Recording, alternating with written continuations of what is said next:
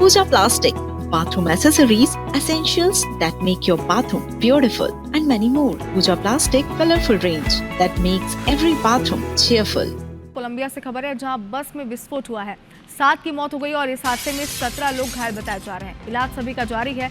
और काजीबियो के pan American highway पर यह धमाका हुआ। सैन्य अधिकारियों ने आतंकी हमले की आशंका जताई है। घटना की जिम्मेदारी फार्क से अलग हुए विद्रोही गुटों पर डाली गई।